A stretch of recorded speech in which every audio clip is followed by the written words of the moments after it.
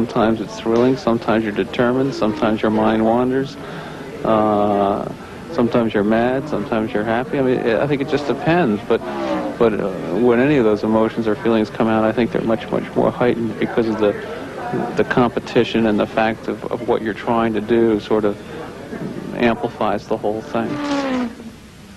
You know, you have to have a killer instinct. You have to want it bad enough that at the end, that regardless of what happens, you will do what it takes to win the race.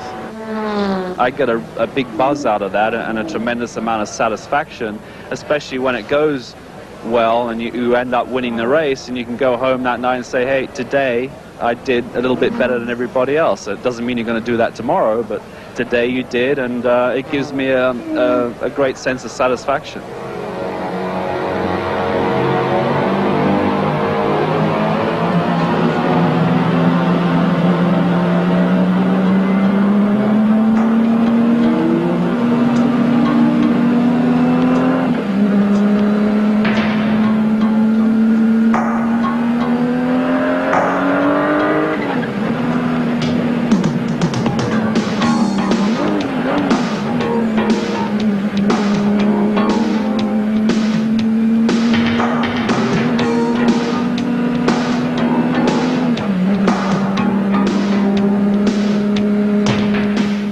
Those who aggressively contest a championship ascribe little of their success to luck.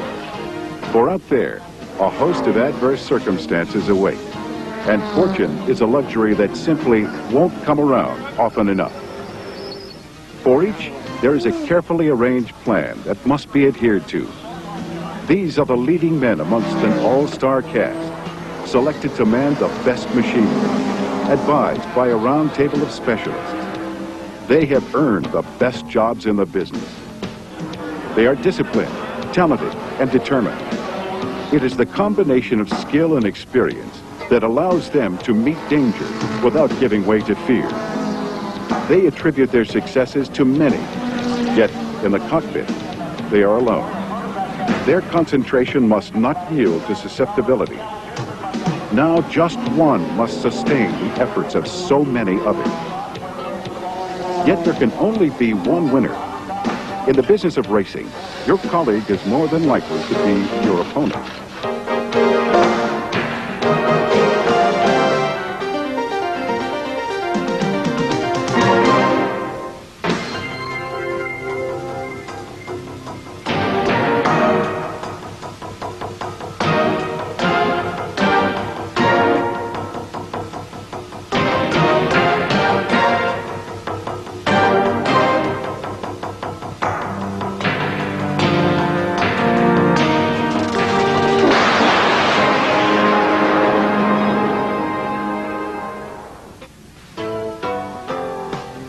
At the Sunbank 24 at Daytona, John Andretti, Derek Bell, and Bob Wallach nailed the first win of the Camel GT season, staking an early advantage in the points race.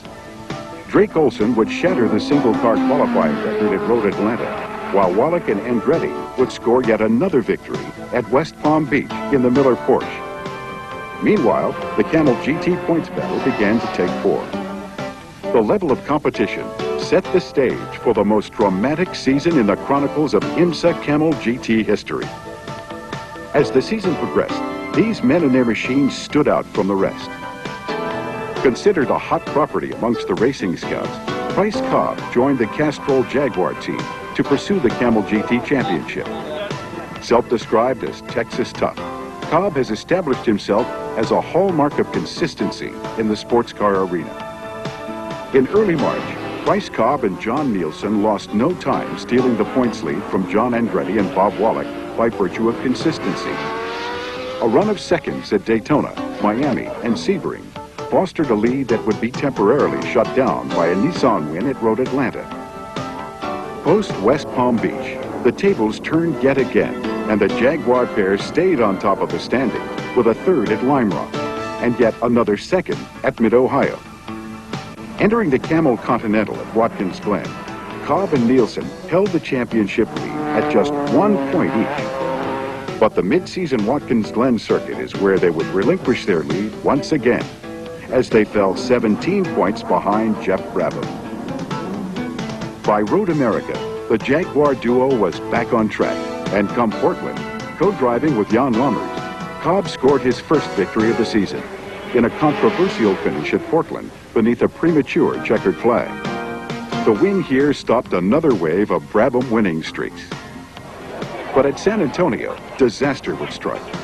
Cobb waited in pit lane for a driver change that would never occur.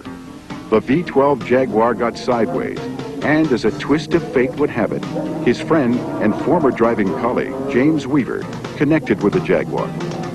Cobb left San Antonio without scoring a single coveted point. By Sears Point, the driver championship mathematically slipped away. Cobb finished fourth in a car that had qualified on the pole. Entering the Tampa circuit, Cobb knew that he could finish no better than third in the Camel GT championship. But that didn't stop him from winning it under a set of bewildering circumstances. Selected to drive the V12 in its final stint, Cobb seemed content to have a conservative ride along the tricky course.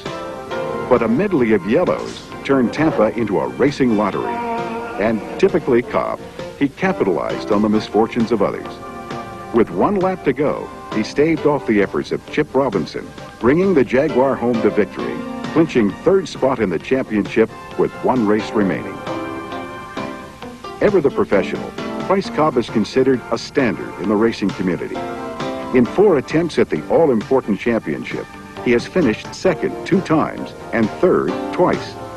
There can be no doubt about his skills and accomplishments. We salute him.